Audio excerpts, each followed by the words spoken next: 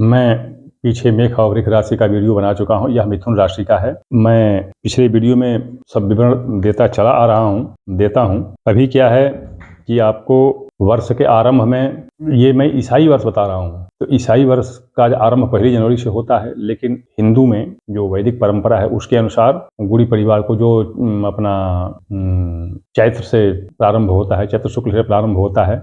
वैसे तो जो चैत्र का महीना है वो होली के अगले दिन से प्रारंभ हो जाता है। तो खैर हम लोगों का अगला वर्ष वो आता है, जो हिंदुओं का अगला वर्ष है वहाँ शुरू होता है। इसलिए ईसाई नववर्ष में और हिंदू नववर्ष में दोनों में 4-5 महीने का अंतर आ जाता है। तो इस तरह से ये दोनों संवत्सर के फल कहने पड़ते हैं। अभी जो नया संवत्सर आएगा हमारा वो पिंगल संवत्सर होगा, और उसके बाद बीच में ही कालयुक्त संवत्सर आ जाएगा।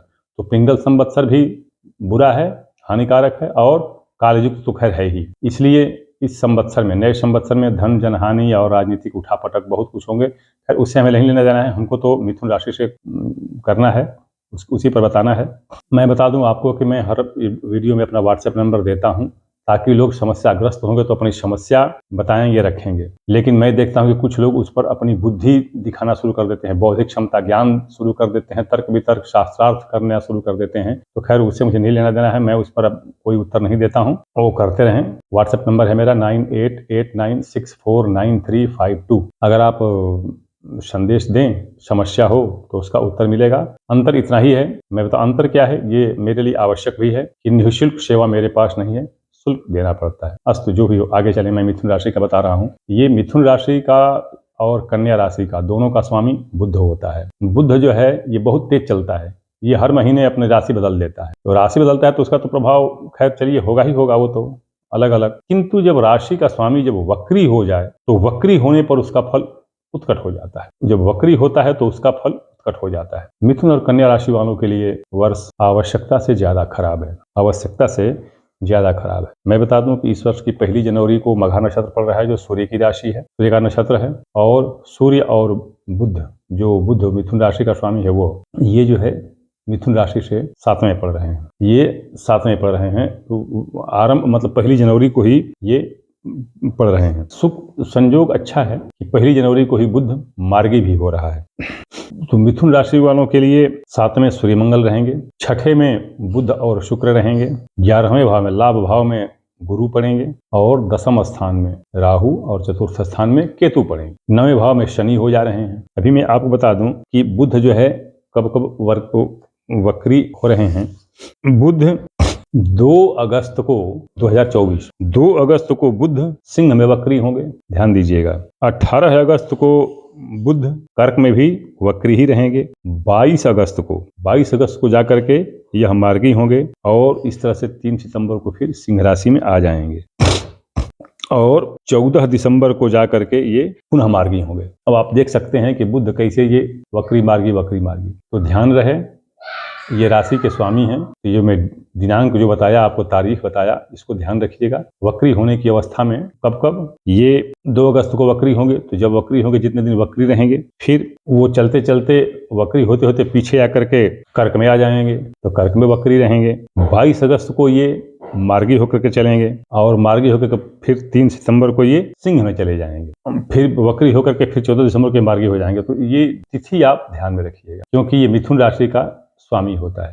अभी मैं आपको, अब आपने देख ही लिया कि स्थिति मिथुन और कन्या राशि वालों के लिए स्थिति थोड़ी अच्छी नहीं दिखाई पड़ रही है। अब इसमें क्या है कि चलिए स्थिति अच्छी नहीं है, वो तो महादशा दशा और गोचर के कारण हो रहा है। मैं बता दूं कि ईश्वरीय कृपा है, प्रकृति की कृपा है, या भाग्य की कृपा है, जो भी हो, इन सब में कुछ क्षण एक ऐसा क्षण आता है जो मुहूर्त सारे अवरोधों को रोक देता है। जैसे मान ले कि बुरी दिशा चल रही है, बुरी महादशा चल रही है, और ग्रह भी बुरे घरों में, गृहों भावों में पड़े हुए हैं, किंतु ये जो मुहूर्त जो आता है एक बीच में, कभी न कभी तो आएगा ही, साल में आता ही है, तो उस मुहूर्त में ये सारे अवरोध, सारे विघ्न बाधा ये रुक जाते हैं, और ये कष्ट वगैरह समाप्त हो जाता है। इस प्रकार उस मुहूर्त में अगर आप प्रयत्न करें तो, जैसे मान लीजिए शादी विवाह हो, घर बनवाना हो, मकान खरीदना हो, वाहन खरीदना हो, शादी वगैरह जो भी हो, तो ये अगर इस मुहूर्त में अगर आप करते हैं तो निश्चित सफलता मिलेगी, 100% सफलता मिलेगी और प्रभावी रहेगा यह। मैं बता दूं आपको, क्योंकि ये गोचर चंद्रमा से चलता है और लग्न जो है, जो जन्म से बनता है, वो सूर्य से चलता है। तो सूर्य लाखों करोड़ों कोस दूर है और चंद्रमा हमारे पृथ्वी से बहुत नजदीक है। वेद मंत्र है, आप जानते होंगे, इसका बताया गया है कि चंद्रमा मनसो जाताश्चक्षुः सूर्यो अजायत। तो चंद्रमा जो है हमारा मन का कारक है और ये तत्काल प्रभाव डालता है, तत्काल प्रभाव डालता है। 11वीं इंद्रिय इसी के वश में रहती है। तो ये कुछ मुहूर्त जो आता है, तो मैं बता दूं कि जो मिथुन राशि है, तो मिथुन राशि के लिए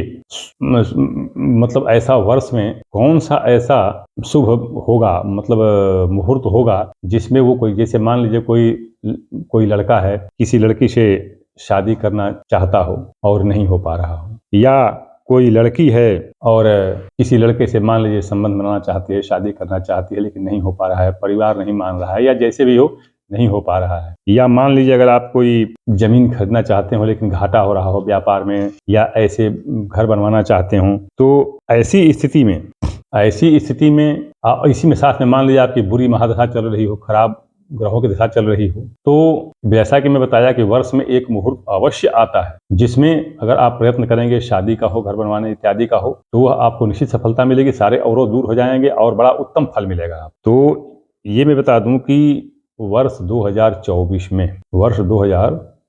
में ये आपको एक मुहूर्त ऐसा आ रहा है मीन राशि वालों, मैं मिथुन राशि वालों के लिए बता रहा हूं, मैं सिर्फ मिथुन राशि वालों के लिए, कि एक मुहूर्त ऐसा आ रहा है जिसमें यदि आप कोशिश करते हैं तो ये आपको सफलता, इस मुहूर्त में सफलता आपको मिलेगी। इस मुहूर्त में जैसे मैं बताया कि अगर आपके ग्रह खराब चल रहे हों या कोई बुरी महादशा, किसी ग्रह की बुरी महादशा चल रही हो, तो ऐसी स्थिति में ये मुहूर्त जो है उन सारे अशुभ दशाओं को रोक देता है और इसमें जो आपको फल मिलेगा कार्य का, प्रयत्न का जो करेंगे, तो वह दूरगामी हो जाता है, उसका लंबा प्रभाव हो जाता है। तो इस प्रकार आपको ये मैं मुहूर्त बता दे रहा हूं, आप यह मुहूर्त ध्यान में रखिएगा। आपको 2 मुहूर्त मिलेंगे 2024 में। इस मुहूर्त को आप ध्यान में रखिए। और एक देखिए, बता रहा हूं आपको, ये जून के महीने में नोट कर लीजिए, जून के महीने में ये आपका आ रहा है।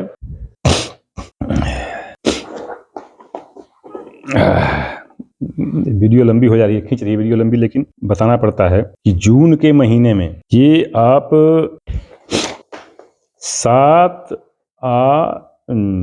9 जून 2024, तो इस तरह से आपको 7, 8, 9 जून 2024 को यदि मिथुन राशि वाले अगर कोई नया काम करना शुरू करें, या शादी प्रेम प्रसंग हो किसी लड़की या लड़के से, मान लीजिए परिवार भी थोड़ा सा रहता है, अव्यवस्थित हो जाता है कि लड़के से शादी नहीं हो पा रही है, लड़की की शादी नहीं हो पा रही है, या घर नहीं बन रहा है, या कुछ जैसा भी हो, और दशा खराब चल रही है, ग्रह जो है बुरे बैठे हुए हैं, तो इस तिथि को जो मैं बता रहा हूं, इस तिथि को यदि आप 7, 8, 9 जून 2024 को यदि आप प्रयत्न करते हैं तो आपका किया गया कार्य पूरा होगा, सफलता मिलेगी और उत्तम फल देगा। मैं बता दूं कि यह वर्षफल नहीं है, वर्षफल बनवाने के लिए आपको अलग से हमको शुल्क दे करके और फिर आपको वर्षफल बनवाना पड़ेगा, तो पूरे वर्ष का लेखा जोखा दे दिया जाता है। ये मैं बता रहा हूं कि सारे ग्रह दोष होने के बावजूद भी यदि इस तिथि को अगर आप कार्य प्रारंभ करते हैं तो आपको सफलता अवश्य मिलेगी और इसका दूरगामी परिणाम होगा। जो इच्छा होगी, जो मनोवांछित जो आप कार्य करने की सोच रहे होंगे या योजना बनाए होंगे, उसमें आपको भरपूर सफलता मिलेगी। तो इसलिए ये वर्ष में मैं बताया कि वर्ष में एक मुहूर्त ऐसा अवश्य आता है जब आदमी को हर तरह से अनुकूलता मिलती है, लाख बुरे ग्रह होने के बावजूद भी। तो ये मिथुन राशि वाले अपना ये नोट कर लें कि 7, 8, 9 जून 2024 को यदि कोई कार्य करने का सोच रखे हैं, नौकरी पेशा, व्यवसाय, शादी विवाह, धन संग्रह करना या भूमि खरीदना, वाहन खरीदना, घर बनवाना, जो भी आप सोच रखे हैं, तो अगर इस तारीख को करते हैं और अगर कोई पहले से बाधा चली आ रही है, नहीं हो पा रहा है किसी कारण से, पैसे की कमी से, झगड़े के कारण, जैसे भी नहीं हो पा रहा है, तो इसमें आपको इस तारीख को आपको अवश्य सफलता मिलेगी और आप इसमें शुरू कर सकते हैं। अब मैं अगला वीडियो कर्क राशि का बनाऊंगा, कर्क राशि वाले प्रतीक्षा करें।